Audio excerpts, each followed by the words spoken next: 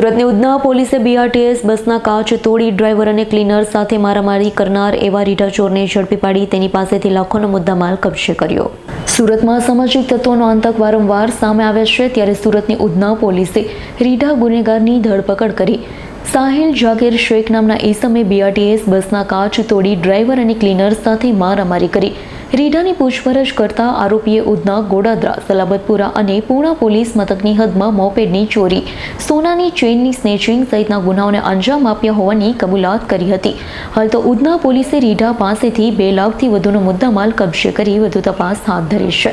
દિવસ અગાઉ Udhna police station વિસ્તારમાં લક્ષ્મીનારાયણ સોસાયટી જે ઇન્ડસ્ટ્રીયલ છે એરિયા, એમાં બીઆરટીએસ બસ સ્ટેશન પાસે બીઆરટીએસની બસ હતી ઊભી, એમાં એના ડ્રાઈવર સાથે એક વ્યક્તિએ મગજમારી કરી હતી।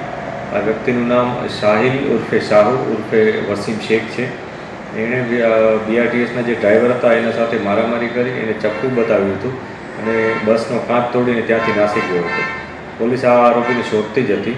પોલીસે જ્યારે આરોપીને પકડ્યો ત્યારે એની પાસેથી એક રેમ્બો છરો, એની પાસેથી 2 સોનાની તૂટેલી ચેન, એક મોબાઈલ અને એક મોપેડ મળી આવ્યું હતું।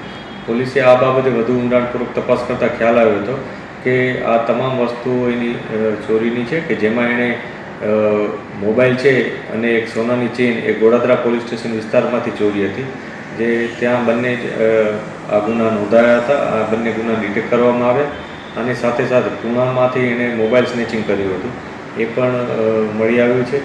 એક મોપેડ હતી, એ પણ ગોડાદરાથી એણે ચોર્યું હતું, એ પણ મળી આવ્યું છે।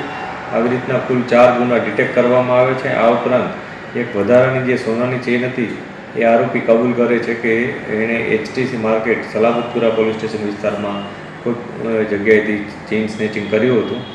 પોલીસ અત્યારે જે ફરિયાદી છે એની તપાસ કરી રહી છે। જ્યારે ફરિયાદી મળી જશે ત્યારે એની આગળની ફરિયાદ લઈ અને અમે કાર્યવાહી કરીશું। આ જે આરોપી છે સાહિલ ઉર્ફે શાહુ, એ અગાઉ પણ 4 ગુનામાં આરોપી તરીકે હતો, કે જેમાં મૈદરપુરા, ખટોદરા, સલાબતપુરા અને અઠવા, આ 4 પોલીસ સ્ટેશન વિસ્તારમાં એણે અગાઉ 8 પ્રકારના ચોરીના અને સ્નેચિંગના ગુના આચરેલા હતા।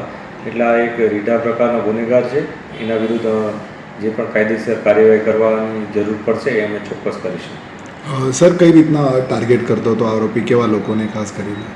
એ અમે અત્યારે તપાસ કરીએ છીએ। ખાસ તો એણે જે ગોડાદરામાં જે ગુનો આચર્યો છે એમાં એણે ચેઇન સ્નેચિંગ કરી લીધું હતું દિવસના સમયમાં।